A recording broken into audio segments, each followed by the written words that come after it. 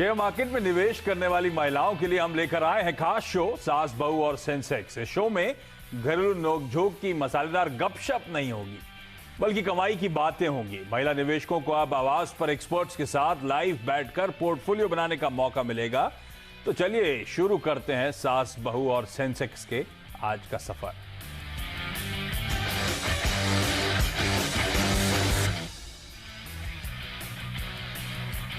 तो basic idea आपको पता है, महिला निवेशकों की सारी क्वेरी सुलझाने की इस कड़ी में हम लोग कोशिश कर रहे हैं। आप लोग की स्क्रीन पर ऊपर व्हाट्सएप नंबर होंगे, आप लोग मेरा ट्विटर आईडी या सीनवी सिवास का ट्विटर आईडी जानते होंगे, तो वहां पे भी रीच आउट करिएगा। कोशिश होगी ज्यादा से ज्यादा लोगों की मदद करने की। आज करेंगे और डेटाबेस इंप्रूव करते रहेंगे ताकि आने वाले शोज में आप लोगों की जो क्वेरीज आ रही हैं उनको हम रिजॉल्व करते चलें। और मदद करने के लिए आज दो राजेश हैं आपके पास, राजेश सतपुते साहब और राजेश अग्रवाल साहब। आप दोनों का स्वागत है। क्विकली जरा मार्केट का जायजा ले लिया जाए, उसके बाद बातचीत के सफर की या क्वेरीज के सफर की शुरुआत करेंगे। मार्केट जरा स्क्रीन पर लगाइए डायरेक्टर साहब। तो थोड़ा सा ठंडा कामकाज हो रहा है और ये हमने कल भी नोटिस करा था, बहुत वोलेटाइल सेशन हो गया था। और आज तो एक प्योरली कंसोलिडेशन का दिन। तो कल के हाईज, कल के लोज जो थे, कल की जो रेंज थी बाजार की, आज उसके भीतर ही सिमट के हम रह गए और ऊपरी स्तरों पर कल जैसे आज भी टिकने में दिक्कतें हो रही हैं। तो आज के दिन के हाईज जो थे वो आप लोगों की स्क्रीन पर हैं 11,988 के। हाँ, 11,988 के हाईज थे, वहां से कुछ कूल ऑफ होते हुए। लेकिन अच्छी बात यह कि अभी भी हरे निशान में भारतीय बाजार कामकाज करते हुए आपको नजर आएंगे। तो कहने के लिए होगा बैक टू बैक 8th या 9th ट्रेडिंग सेशन, जब लगातार बढ़त के साथ मजबूती के साथ कामकाज होता हुआ। जो पॉकेट इस समय दिक्कत कर रही है वो है निफ्टी बैंक, आधे % का दबाव। और निफ्टी बैंक वही पॉकेट है जिसने कल भी दबाव दिखाया था, एग्जैक्टली सिमिलर फॉल था। आधे % की कमजोरी कल थी, आधे % का दबाव आज भी देखने को मिल रहा है। दरअसल वो सुप्रीम कोर्ट की हेयरिंग का इंतजार होता रहता है, आउटकम का इंतजार है। पहले 12 बजे वो ब्याज पर ब्याज मामले में सुनवाई होनी थी, अब वो कहा जा रहा है टल गई है। आज 2 बजे उस पर सुनवाई होनी है। तो जो हलफनामा दिया है सरकार ने, आरबीआई ने, उसके बाद देखते हैं सुप्रीम कोर्ट क्या फैसला लेता है या कोई एक और डेट सामने आती है।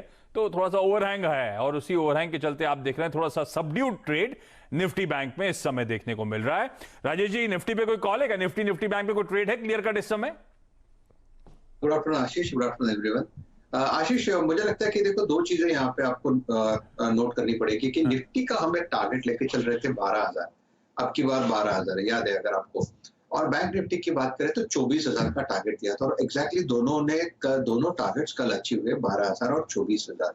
और ये जो सब हुआ है इस एक्सपायरी की शुरुआत में, पहले दिन पहले 5 मिनट से जो रैली शुरू हुई वो वन वे रैली है। 1200 पॉइंट निफ्टी वन वे चला, bank Nifty 2,500 point one way चला। तो कहीं ना कहीं मुझे लगता है this is the area where one needs to be little cautious as far as the index is concerned. Stock specific trading opportunities मिलेगी, that's a different ball game. उसमें भी हमको फॉलो थ्रू मिले नहीं मिले वो सब, तो यह बाजार थोड़ा आप ये कह सकते हैं कि पक गया है, कि हेवीनेस हुआ है बाजार में and market is waiting for some cues जहां से इधर आप 12,000 के ऊपर चला जाए, the probability of mild correction is little higher. So मेरी सलाह ये होगी कि निफ्टी और बैंक निफ्टी को फिलहाल लॉन्ग साइड पे ट्रेड ना करें। जो प्रॉफिट है उसे लेके फिलहाल आप वेट करें। एक बार थोड़ा बाजार हल्का होता है, थोड़ा सा माइल्ड करेक्शन आता है, तो फिर से री एंट्री अपॉर्चुनिटी मिलेगी। मैं यहाँ पे शॉर्ट्स की सलाह नहीं दे रहा हूँ, मैं सिर्फ ये कह रहा हूँ कि ये जगह अच्छी है जहां पे आपको प्रॉफिट टेकिंग करनी चाहिए, मुनाफा बांधना चाहिए। स्टॉक स्पेसिफिक एक्शन पे अब इस समय आपको फोकस करना चाहिए, ध्यान रखें। और अच्छा, स्क्रीन पे कल नतीजे हैं गोवा कार्बन के, और बड़े कंसोलिडेशन के बाद गोवा कार्बन का स्टॉक कल के नंबर्स से पहले अब 16-17% की मजबूती के साथ टिकर टीम नीचे मेंशन करती हुई आपके लिए। लेकिन आज बहुत सारी जगह घूमने जाना है, हमें नागपुर जाना है, गाजियाबाद जाना है, भावनगर गुजरात जाना है, विजयवाड़ा, अल्मोड़ा, ये सब डेस्टिनेशंस कवर करने, सब जगह से लोग इंतजार कर रहे हैं। तो क्विकली अब मैं जरा बातचीत की शुरुआत कर रहा हूं और सबसे पहले जरा मुंबई के पास से शुरुआत करी जाए। नागपुर महाराष्ट्र से श्रद्धा देशमुख आप लोग को आपकी स्क्रीन पे नजर आ रही होंगी। Shraddha ji, good afternoon ma'am. Actively stock market में पैसा लगाते हो आप क्या मैम? जी सर, अभी पिछले 6 महीने से तो लगा रही हूँ। ये लॉकडाउन के समय से पैसा लगाना शुरू करा आपने भी? हाँ, तभी मार्केट काफी गिर गया था तो सोचा अभी शुरुआत कर लेते। अरे वाह, अब हम लोग गिरे हुए मार्केट से डर रहे थे, ये देखिए हिम्मत करी और शुरुआत ही तब करी जब मार्केट्स गिरे थे। तो बिल्कुल सही थे, मार्च का समय होगा वो, मार्च अप्रैल में, है ना? हाँ सर, बिल्कुल। अरे वाह, तो कैसा है पोर्टफोलियो? उस समय पैसा लगाया हुआ, अब तो काफी अच्छा हो गया होगा रिटर्न? हाँ, अभी काफी हद तक मिल गया है सर। अच्छा। अरे वाह, तो आप और घर वाले दोनों खुश होंगे, सब लोग घर पे, है ना? हाँ, जी बिल्कुल बिल्कुल। अच्छा, पहली क्वेरी कौन सी है मैम? दो क्वेरीज है मुझे बताया जा रहा है। पहला सवाल कौन सा? जी सर, मेरे पास एचडीएफसी बैंक के 40 शेयर्स है, 40 एट द रेट ऑफ 844। 844 पे एचडीएफसी बैंक गिरावट में आपने खरीद लिया, बढ़िया स्टॉक। ये अच्छा, ये जब आपने 6 महीने पहले शुरुआत करी, तो ये शुरुआत स्टॉक मार्केट में क्यों करी? पहले से रुझान था, पहले से इंटरेस्ट था और लगाने का समय वेट कर रही थी आप, या किसी से बातचीत हो रही है, कोई आपको गाइड कर रहा है? कैसे हो रहा है ये प्रोसेस?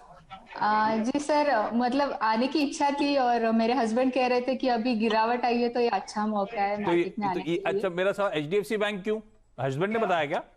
नहीं सर, मुझे पहले से अच्छा लगता है एचडीएफसी बैंक, इसलिए। अरे वाह, आपकी चॉइस तो बढ़िया है मैम। 850 को लगाया हुआ 1200 तो हो ही गया है।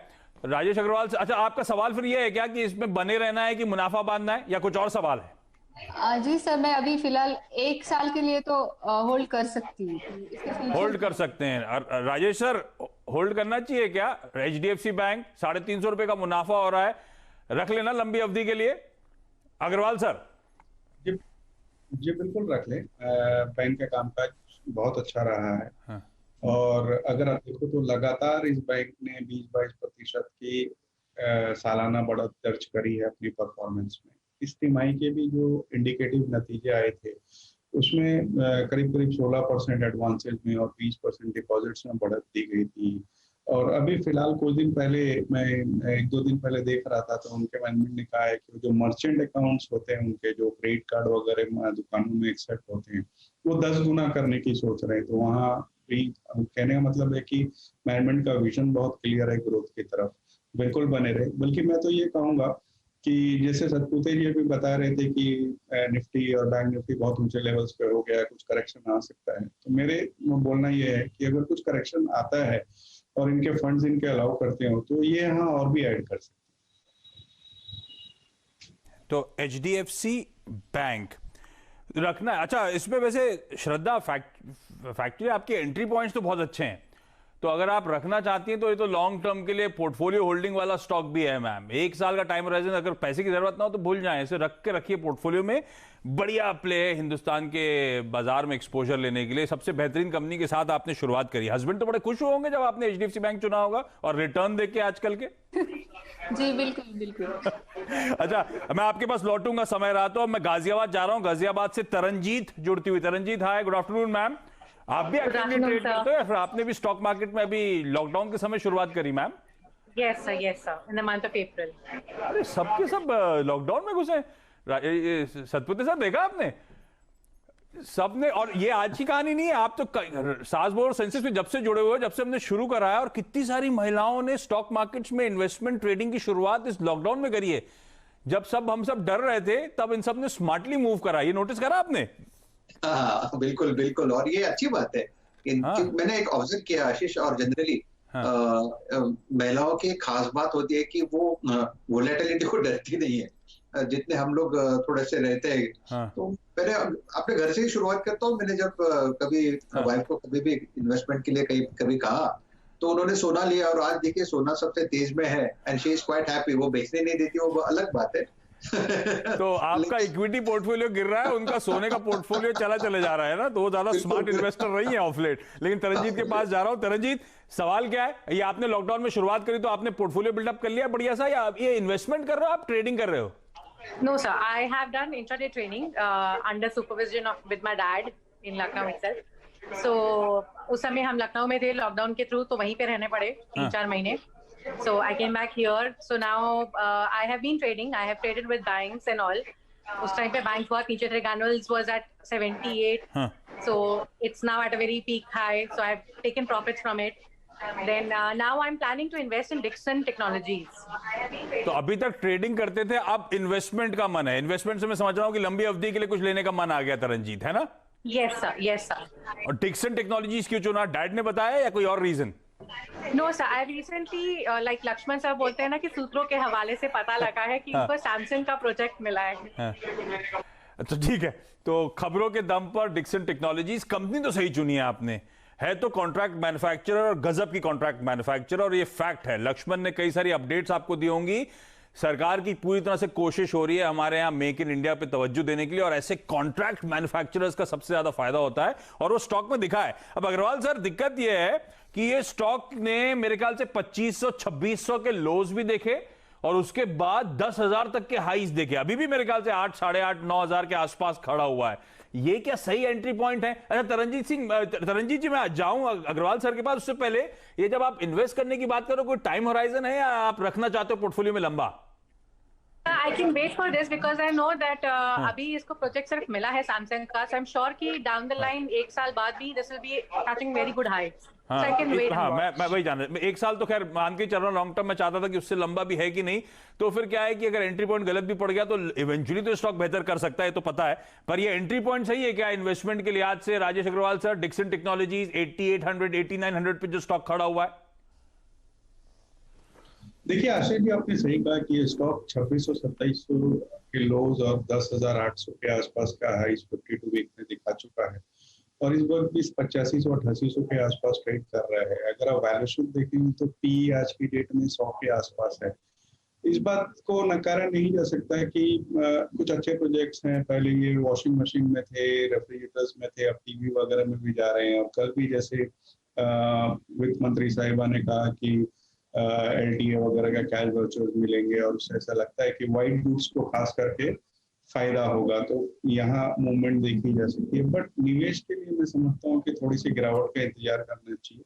ये लेवल्स बहुत ऊंचे हो गए हैं, कंपनी बहुत अच्छी है, कोई डाउट नहीं है, बट लेवल्स बहुत ऊंचे हैं। इस वक्त एंट्री ना करें, कुछ गिरावट आती है तो खरीदारी करें। मेरे हिसाब से 7,500 के आसपास के लेवल्स थोड़े से कंफर्टेबल रहेंगे। हाँ, तो कंपनी बहुत अच्छी है, इसमें कोई डाउट नहीं। इसीलिए मैंने सवाल इसीलिए आपसे पूछा भी था कितना समय वेट करना चाहते हो। थोड़ा सा तरनजीत करेक्ट हो जाए, मौके मिले एंट्री के, नहीं मिले तो छोड़ेंगे। एंट्री के पॉइंट्स मिले तो अपने मार्जिन ऑफ सेफ्टी हाथ में रहती है, इसीलिए 7,500 के लेवल्स के आसपास आए। कंपनी आपने सही चुनी है लंबी अवधि के लिहाज से। लक्ष्मण की खबरें एकदम सटीक पड़ रही है स्टॉक को लेकर, तो टेलविंड्स कहते हैं ना, वो है। पर थोड़ा सा एंट्री के लिए थोड़ा सा वेट करेंगे हम लोग, गिरावट में खरीदारी करने का मन यहां पर। अच्छा चलिए, अब मैं गाजियाबाद से जरा एक बार गुजरात भावनगर जाना चाहता हूं और पिनल बहन सोनी जी जुड़ती हुई। पिनल बहन हाय, गुड आफ्टरनून मैम। आप भी क्या लॉकडाउन से, लॉकडाउन के पहले से स्टॉक मार्केट में मैडम? गुड आफ्टरनून सर, मैंने अभी अभी ज्वाइन किया है स्टॉक मार्केट में। हाँ, अभी अभी ज्वाइन किया है। अच्छा, मैं आपके सवाल पे आऊंगा। पहले आपके पीछे आप छोटी सी बच्ची आना चाहती थी बार बार, आप उसे खड़ा कर लें, कोई दिक्कत नहीं है। आपकी डॉटर है क्या? ठीक है, वो मेरी बेटी है। यस, मेरी डॉटर है। बिल्कुल आइए स्क्रीन पे, वो आना चाहती है। हाँ, क्या नाम है डॉटर का? राजवी। राजवी, हाय, आप आ सकते हो स्क्रीन पे बेटा। हाँ, जब तक आप सवाल पूछो मैम। मैंने इनिशियली डीमार्ट, भारतीय एयरटेल और एसबीआई में इन्वेस्ट किया है। मुझे प्रेजेंट प्राइस, एक मिनट, भारतीय एयरटेल और एसबीआई में ओके इन्वेस्ट किया है मैंने, और मुझे आप प्रेजेंट प्राइस पे लॉन्ग टर्म के लिए 3-4 साल या उससे ज्यादा समय के लिए इन्वेस्ट कर सकूं, ऐसी कुछ सेफ पोर्टफोलियो स्क्रिप्ट्स सुझाइए। ये बड़ा सवाल पूछ लिया आपने। वैसे मैं अच्छा, भारतीय एयरटेल और एसबीआई में ऑलरेडी इन्वेस्ट कर रखा है, तो ये इन्वेस्टमेंट जब करा था, क्यों करा? ये हाल फिलहाल का इन्वेस्टमेंट है क्या? अभी अभी एंट्री करी है और आपने अभी हाल फिलहाल की खरीदे हैं दोनों? नहीं, अभी शायद 1 महीना ही हुआ होगा। हाँ, तो ठीक है। और इन दोनों पे सवाल नहीं है, सवाल है कि इसके अलावा और भी पोर्टफोलियो में ऐड करने हैं स्टॉक्स, कौन से होने चाहिए? हाँ, लॉन्ग टाइम के लिए, लॉन्ग टर्म के लिए, बिल्कुल ठीक बात। तो अग्रवाल सर, सिर्फ आपके पास आना है, क्विकली जवाब दीजिएगा जरा। 2-3 बढ़िया वाली फंडामेंटल पिक्स जो आपको पसंद आ रही हैं, अच्छे स्टॉक्स लंबी अवधि के लिए जो मैं रख लूं, टेंशन ना रहे, काम घर का कर रहा हूं तो बिजी रहूं उसी में और पैसा इधर मल्टीप्लाई होता रहे सर, आराम से। देखिए, 2 चीजें हैं। एक, जैसा कि आपने कहा कि लंबी अवधि के लिए रख लूं और टेंशन नहीं रहे, पहला क्राइटेरिया तो हुआ है। दूसरा, मैं समझता हूँ चूंकि 1 महीने ही 2 महीने हुए हैं इन्हें बाजार में आए हुए, तो इन्हें लॉन्ग टर्म के लिए जो लार्ज कैप स्टॉक्स हैं उसमें ही ध्यान देना चाहिए, क्योंकि एक तो वहाँ क्वालिटी होती है, दूसरी हो सकता है कि उतने रिटर्न नहीं बैठे जितने मिड कैप में बैठते हैं, बट एक स्टेबल रिटर्न बैठते हैं। उस लिहाज से मैं समझता हूँ इन्हें 2-3 स्क्रिप्ट अगर बतानी हो तो पहली, जैसे अभी हम थोड़ी देर पहले एचडीएफसी बैंक की डिस्कशन कर रहे थे, वहाँ ध्यान दे सकती हैं। रिलायंस है, आईटीसी है, लार्सन है, ये 4-5 ऐसी कंपनियां हैं जो मैं समझता हूँ कि लंबी अवधि में आपको अच्छा मुनाफा दे सकते हैं। इवन मैं एक और जोड़ना चाहूंगा, इन्फोसिस का रहेगा। तो ये 5 कंपनी पे आप ध्यान दो और थोड़ा थोड़ा करके, मैं नहीं कहूंगा कि आप एक साथ सारे पैसे लगा दो, बट थोड़ी थोड़ी स्टैगर्ड भाव में इन स्टॉक्स में आप एक्यूमुलेट कर सकती हो, जिसमें आपको लंबी अवधि में अच्छा रिटर्न बैठ सकते हैं। रिलायंस, आईटीसी, एलएनटी, इन्फोसिस और 5वां मिस आउट करा मैंने। रिलायंस, आईटीसी, लार्सन, इन्फोसिस और एचडीएफसी बैंक। एचडीएफसी बैंक, ठीक बात। तो ये वो स्टॉक्स हैं जो आपको अपने रडार पर रखने, पिनल बेन। और भारतीय एयरटेल, एसबीआई तो मुझे ख्याल से अगर हाल फिलहाल की खरीदे तो नहीं है, बढ़िया है, थोड़ा पेशेंटली वेट करें। ये दोनों स्टॉक मार्केट के विपरीत चल रहे हैं, बात अलग, लेकिन ये दोनों भी मेरे को लगता है रिलेटिवली लॉन्गर टर्म में बेहतर परफॉर्म करके देंगे। और ये 5 स्टॉक्स जो हैं ये आप रखिएगा। ये लॉन्ग टर्म मतलब राजवी की हायर स्टडीज की तैयारी हो रही है, लॉन्ग टर्म मतलब 1 ही साल राजवी की हायर स्टडी की तैयारी। हाँ, तो ये तो परफेक्ट स्टॉक फिर अग्रवाल सर ने दिए हैं। ये इस तरह के पोर्टफोलियो बना के रखिएगा राजवी की हायर स्टडीज के लिए। उसको बेस्ट विशेस हमारी तरफ से। मैं लौटूंगा आपके पास, लेकिन एक काम कर रहा हूं, एक ब्रेक लेने का समय होगा। डॉक्टर साहब बहुत देर से कह रहे थे ब्रेक के बाद इस चर्चा को आगे कंटिन्यू करेंगे। और ब्रेक लेते से मैं एक बार जरा हम ये देखिए, ये सतपुते सर और अग्रवाल सर, और इनफैक्ट आज मैंने दिख नहीं रहा होगा आप लोगों को, सब पिंक शर्ट्स पहन के आए हुए हैं। ये कोइंसिडेंस है या आप लोग सोच समझ के पहन के आए थे? मेरे तो वार्डरोब में रख दी गई थी। चलिए ब्रेक ले रहा हूं, ब्रेक के उस पार बातचीत को कंटिन्यू करेंगे। चलिए ब्रेक के बाद आपका स्वागत है सास बहू और सेंसेक्स में। और जरा सा बाजार एक बार स्क्रीन पे लेकर, सेंसेक्स स्क्रीन पे ले आइए। जब सेंसेक्स की बात हो रही है, 70 अंक का दबाव और थोड़ा सा प्रेशर माउंट हो रहा है। तो लाल से हरे से लाल निशान में बाजार आ चुके हैं और दबाव बना रहा है बैंक निफ्टी। ऑलमोस्ट 1% की कमजोरी के साथ वहां पे कामकाज होता हुआ। तो उस हियरिंग से पहले प्रेशर थोड़ा सा माउंट होता हुआ निफ्टी बैंक पर आपकी स्क्रीन पर। और अब क्विकली विजयवाड़ा आंध्र प्रदेश जा रहा हूं, जहां से माधवी जी जुड़ती हुई। माधवी मैम, हाय, गुड आफ्टरनून। आप भी एक्टिवली स्टॉक मार्केट में इन्वेस्टमेंट ट्रेडिंग करते हो मैम? हाँ सर, मैं ट्रेडिंग करती हूँ। अच्छा, हाँ मैम आवाज आ रही है। डॉक्टर साहब माधवी जी को जो है उनको स्क्रीन पे दिखाइए, मुझे समझ में नहीं आ रहा इनमें से कौन माधवी जी हैं। मेरे ख्याल से लास्ट वाली है माधवी जी। तो आप अच्छा एग्रेसिव, तो आप एक सिर्फ ट्रेडिंग का मन रहता है आपका मैम? नहीं सर, मैं 2-3 साल से ट्रेडिंग करती हूँ, लेकिन अभी इस लॉकडाउन से मैं पोजिशनल काम कर रही हूँ। मतलब आज स्टॉक लिया तो मैं 2 महीने बाद या 1 महीने बाद प्रॉफिट बनने के बाद मैं सेल कर देती हूँ। और प्रॉफिट बन रहा है?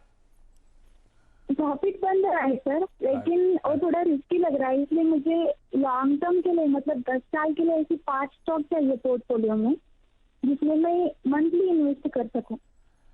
ये तो अभी पता, अगर आपने शो देखा होगा तो राजेश अग्रवाल सर ने सुझाए वो स्टॉक्स। तो 5 स्टॉक्स लिख लीजिए आप। Reliance industries, ITC, Larsen and Toubro, Infosys और एचडीएफसी बैंक। ये 5 स्टॉक्स की अभी चर्चा हुई थी क्योंकि सिमिलर एक सवाल आया था। तो ये वो 5 स्टॉक्स हैं। इसके अलावा कोई सवाल मैम? एक्सिस बैंक का शायद। हाँ, एक्सिस बैंक मैंने 220 पे क्वांटिटी लिया है 456 पे। हाँ। इसमें भी मैं क्वांटिटी बढ़ाना चाहती हूँ, वो भी बहुत लंबे साल तक रखना चाहती हूँ, 5 साल 10 साल। अरे वाह, बहुत लंबे साल के लिए। Satpute sir, axis bank already है 225 शेयर, 456 की बाइंग है, लेकिन 5-10 साल के टाइम होराइजन के लिहाज से एक्सिस बैंक और ऐड करना चाहती हैं। आप करोगे 5-10 साल के लिए एक्सिस बैंक में निवेश? अरे नहीं आशीष, इतना लंबा मैं सोचता नहीं। तो क्योंकि देखिए यहाँ पे एक टाइम था जब लोग येस बैंक पे बहुत ज्यादा बुलिश थे और हम थोड़े से कंसर्न थे कि ये चले नहीं चले। तो आजकल सीन बहुत जल्दी में सब चेंज होता है, तो ज्यादा से ज्यादा मैं 2 साल 3 साल तक की सोचूंगा। हाँ, लेकिन जो साल के टाइम होराइजन के लिए एक्सिस बैंक सही है। देखिए मुझे इन पर्टिकुलर लगता है कि बैंक्स इन पर्टिकुलर थोड़े से यहाँ पे इसका जो ट्रेंड है थोड़ा वीक ही है। यहाँ पे हम लोग पुल बैक की चेष्टा करते हैं, पुल बैक प्ले करते हैं। सो एज ए ट्रेडर तो मैं यही कहूंगा, अगर आपके पास पोजीशन तो आप 430 का स्टॉप लॉस रखे, ऊपर में 500-550 तक जाने की दमखम रखता है, बशर्ते उसे ये जो अभी सुप्रीम कोर्ट का वर्डिक्ट आता है उसके बाद वो पूरा स्ट्रक्चर आपको क्लियर हो जाएगा। लेकिन मोटा मोटी अगर आप इसे चार्ट पे देखें वीकली, तो मुझे उतना प्रॉमिसिंग नहीं लगता। मुझे लगता है प्रॉमिसिंग मीन्स क्या, मुझे लगता है कि लोअर लेवल्स पे एंट्री मिल सकती है। That is my whole point. तो मैं इस लेवल पे कूद के कुछ नहीं लूंगा, मैं थोड़ा सा वेट करूंगा, अगर करेक्शन में मिले तो मैं ले लूंगा। देखिए आशीष, और एक चीज है यहाँ पे ऐड करता हूँ जाते जाते। हमने निफ्टी पे एक कॉशियस स्टांस लिया था, तब निफ्टी 15 पॉइंट ऊपर था, अभी देखिए निफ्टी 15 पॉइंट नीचे है। तो दैट सिंपली शोज कि ये सुप्रीम कोर्ट का वर्डिक्ट है, ये बाजार पे हावी है। अच्छा अग्रवाल सर, क्विकली 5-10 साल के लिए एक्सिस बैंक या HDFC बैंक प्रेफर क्या करोगे आप? देखिए 5-10 साल की बात हो तो HDFC बैंक ही प्रेफर करूंगा, जैसे मैंने कहा कि स्टेबिलिटी है।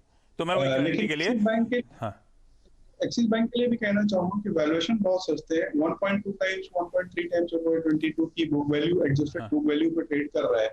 मुझे लगता है प्राइवेट सेक्टर बैंक में सबसे सस्ता बैंक।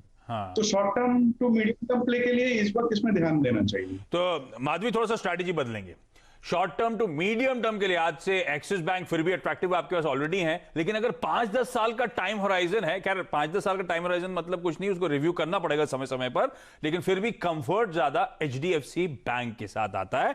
तो होपफुली आपकी क्वेरी आंसर हो जाती है। और वो 5 स्टॉक्स अगर आप प्रोग्राम रिपीट देखेंगे आप कहीं YouTube वगैरह में, तो आपको 5 स्टॉक फिर से मिल जाएंगे जो राजेश अग्रवाल सर ने बखूबी हाईलाइट भी करे थे। चलिए इस नोट पर आप सबका, श्रद्धा, तरनजीत, पिनल बहन और माधवी, बहुत बहुत धन्यवाद वक्त निकालने के लिए। इनफैक्ट राजवी, आपका भी धन्यवाद जुड़ने के लिए, और अग्रवाल सर और सतपुते सर आप लोग का भी थैंक यू सो मच आज जुड़ने के लिए, तमाम क्वेरीज को सॉल्व करने के लिए। अच्छा ब्रेक लूं उससे पहले आप सबको बता दूं, CNBC आवाज और नेशनल स्टॉक एक्सचेंज एक विशेष मुहिम इन्फॉर्म्ड इन्वेस्टर्स लेकर आए। एक लंबी ड्राइव पर जाने से पहले हम ये सुनिश्चित करते हैं कि गाड़ी के सभी पुर्जे बेहतर स्थिति में हों ताकि आगे जाकर कोई दिक्कत ना हो। उसी तरह हमें अपने निवेश को सुरक्षित रखने के लिए समय समय पर पावर ऑफ अटर्नी की जांच करने की जरूरत है। यदि आपके ब्रोकर की वजह से आपके डीमैट खाते में कोई खामी है तो आप मुसीबत में फंस सकते हैं। इसलिए आपको वक्त वक्त पर अपने डीमैट खाते को चेक करना चाहिए कि आपके खरीदे गए शेयर या म्यूचुअल फंड यूनिट्स आपके ब्रोकर द्वारा आपके खाते में जमा किए गए हैं या नहीं।